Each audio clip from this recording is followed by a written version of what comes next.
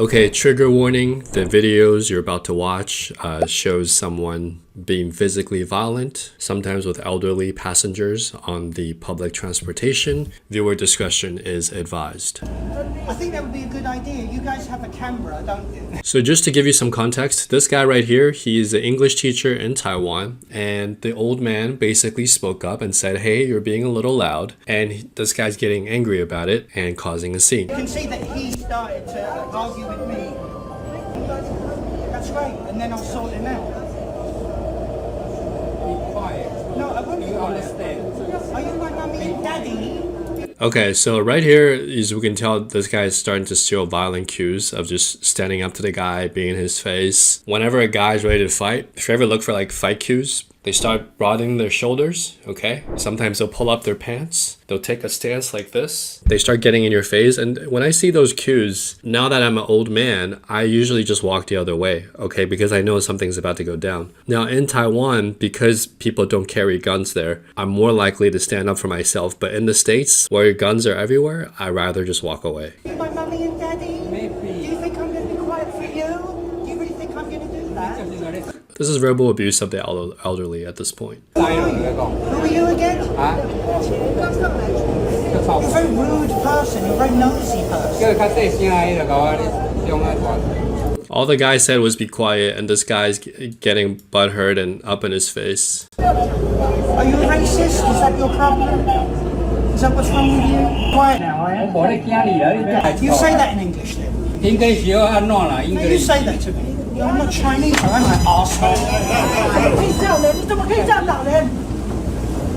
The lady said, how can you hit someone like that? So this is pretty unprovoked, pretty violent. I want to talk a little bit about the cultural differences. I've lived in Taiwan after living in the States for like a year and a half, and there are a lot of English teachers there. And I can tell you that the majority of them don't really have a bright future, because you have to think about the mentality of someone who would leave their own country to go to, say, a not well-known Asian country like Taiwan just to teach English, right? Like, what kind of mentality does that guy have? I was in Taiwan, and my friend was a social connector there. He knew a lot of people. He took me out to, Taipei 101. We went to this bar, and there were like 10 expats there. All of them were young white guys, okay, from 20 to like 35. And I was like, all right, Giovanni, let's not be judgmental. Let's try to understand what these people are about. So I just like over the night talked to like all of them. And of the 10 guys that were there, I can tell you that 3 of them were English teachers. The other 3 had like,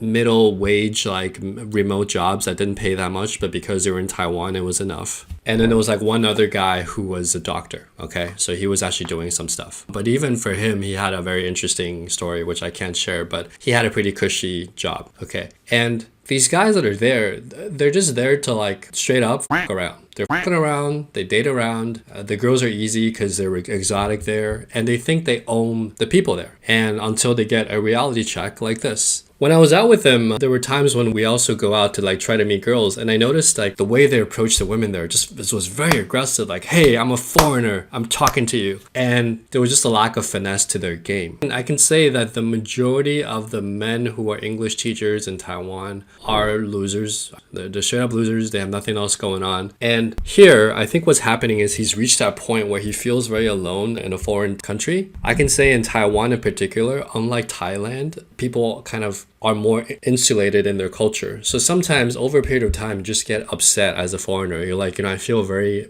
excluded from what's really going on. I feel like I'm an outsider. And that anger boils up and boils and it suddenly explodes and needs an outlet. And this is the stuff that happens. And you're upset because you can't go back home because inflation's crazy back there and you don't know what else to do. Okay, now English teachers do get paid a lot in Taiwan, but their salary is capped and there's really no career progression from there. Okay, now I want to show you another clip. This is of an Asian guy being harassed on a public transport in America. And watch what happens. It's really interesting how people around them responded.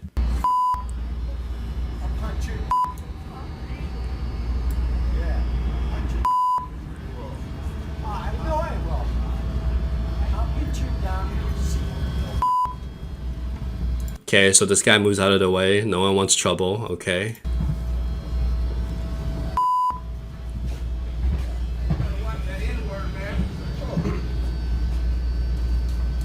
one black guy spoke up. Hey man, watch the N-word. Okay, everybody else is just watching this. This guy's obviously racist. He makes a fake punch. From that punch, you can tell he doesn't know how to fight. He's probably just a crazy dude. He doesn't know how to fight. Yeah. Chinese. Yep. Oh, you think I'm afraid of you? Never said that, sir. I hate you. Excuse me. Put your hands on me one more time, mother. Who's the police? Don't do it. Don't do it. Don't, sit down. Don't do it. Don't do it. Something wrong with this guy. Look, Jim, I'll put him on. Fuck. Chinese. I don't like you. I don't like you. Don't be on this train like this, sir. Now, you could argue there's some kind of racial solidarity here in terms of the black girl telling a Chinese guy to not beat up an old white guy.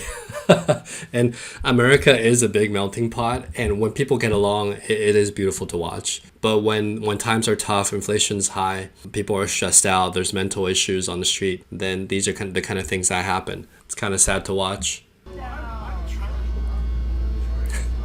Now look, this is a crazy person, right? He's probably homeless and crazy. Now, but the reality is that some level of this happens all the time to Asian men in the States. How do I know? I was an Asian guy in the States. I went to the school in Boston at the tender age of 16, and I didn't have a lot of social skills, and college was okay because it's a safe environment. But after I got out, especially in San Diego, a military town, I was like, man, this is tough. I'm not treated well here. And I had to figure out ways to achieve what I wanted to achieve. And some of my Asian friends would say I probably achieved at a very high level in terms of my dating and social life, right? But these are the dark sides that you don't see on that journey, where people do call you, racist slurs. People do want to fight you just because of how you look. And you have to know when to defend yourself and when to know, like, hey, it's not worth it. I'm just going to walk away.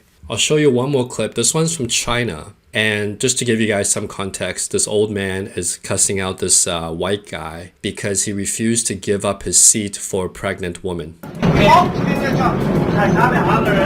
don't care. I don't care you, okay? You look like you got the face. You look like the face, okay? Get out of here. Out of here, okay? Get the out of here. Okay? Talk to my English. Come on. Listen, they can learn something, okay? This is Beijing, the capital of China. I'm from the U.S. Okay? I'm from the US too, okay? You're citizen, you're not safe? Get the out of here! 德今年汉阳州这是。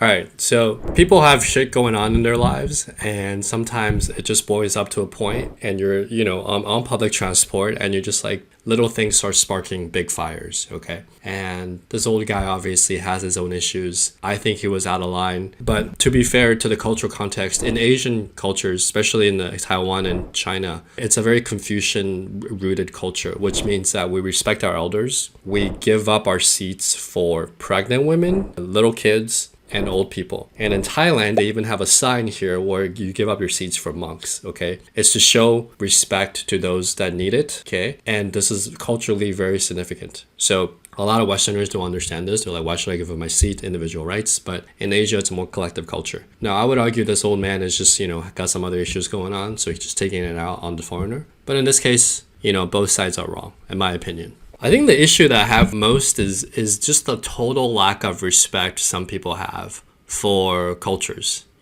I am someone I was born in Rome. My dad is a diplomat for Taiwan. And my parents always taught me to respect the culture that we're in and to take effort in learning about that culture. In Thailand, I go around and I say thank you and I bow. In Taiwan, I'm very respectful of my elders. Even when I was in America, I was respectful of individual rights and I tried to adapt, you know? So if you're living in someone's home, you go into someone's home, show the respect of them opening up their home to you. And I think so many Westerners have just been thinking they're number one for so long, especially America, you know? America, number one. That we, as a US citizen now, we have forgotten how to show respect to other people that may have a different point of view. How do we share this world together? And I think a lot of these guys have just forgotten about it. And it's really easy to go to Asian culture that's very timid and shy and just be like, I'm not going to follow the rules because people don't check you as much, right? If you're in the States and you don't understand the social rules, you will get checked very quickly, okay? So these guys are getting away with it, but they're not for long because now people are putting stuff online and you just got to behave, man. And not only that, just you yourself should develop a desire to want to understand what's important in that culture if you're going to live there, okay? Just basic common sense. All right,